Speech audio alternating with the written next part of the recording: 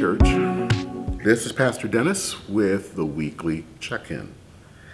Now, a few weeks back, I talked to y'all about worship and why we worship and why we do that, whether that's in person or online.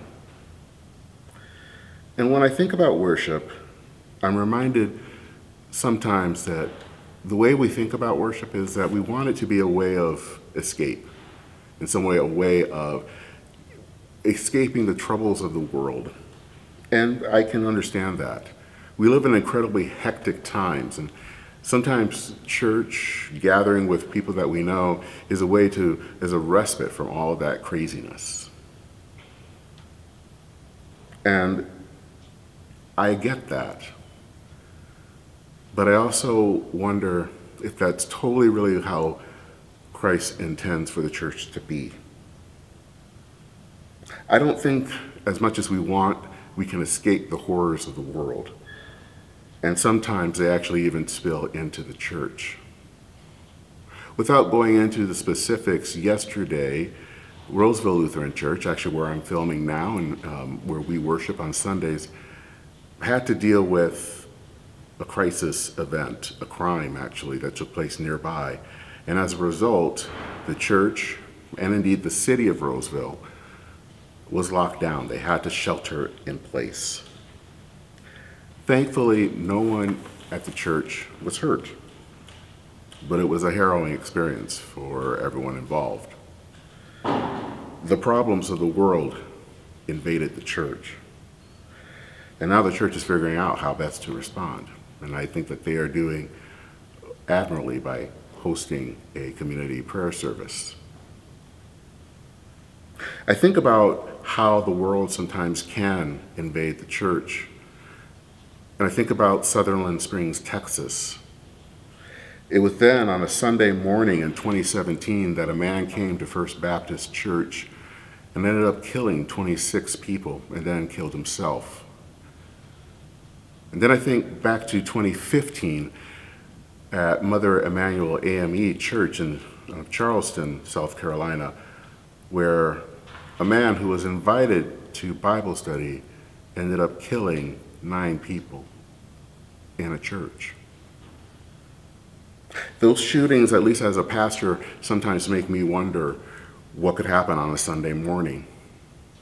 Or the person that you have not met before, who's a visitor, and you're glad to meet them, but maybe you wonder, do they have bad intents? In Matthew 10, Jesus calls the disciples and gets them ready to send them out into the world. And Jesus tells them in verse 16, "Stay alert. This is hazardous work I'm assigning you. You're going to be like sheep running through a wolf pack, so don't call attention to yourselves. Be as shrewd as a snake, inoffensive as a dove." Being a Christian isn't comfortable. Jesus sends us out just as he sent out those first disciples. And sometimes that can mean getting out of our comfort zones. And sometimes it can mean that the world comes crashing into the church in ways that we can't control. We might want to come to church escaping the world, but the church is in the world. And sometimes conflict is unavoidable. Now, Jesus calls us and gathers us into church. And it is in church that we take part in things like Bible study and prayer and communion and worship. These are the things that help us to grow as disciples of Jesus. But we are also called to be sent out. We are called into a world full of hurt and sorrow and unimaginable evil. We are called to care for the vulnerable and to stand for injustice.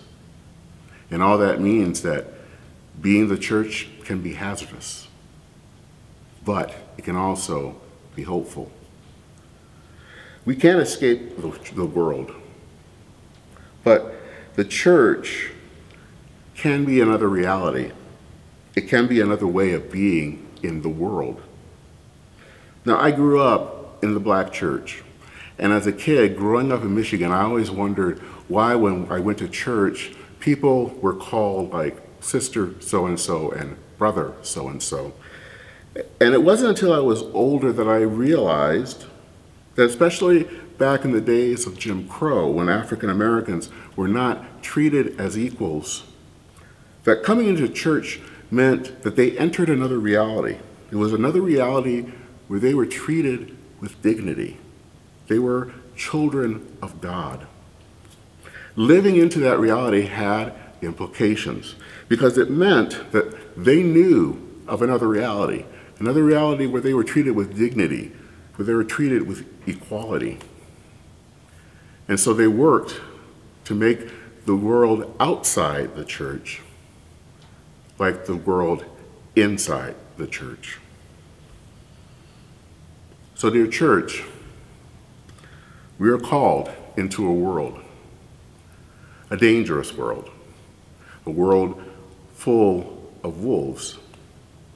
I pray for the courage that we can deal with the challenges that we deal with as a church inside, but also that we have the courage to deal with the world outside. Because the days that we live in are chaotic and hectic and dangerous and foreboding. May we bring that reality that we live inside the church to a world that desperately needs it.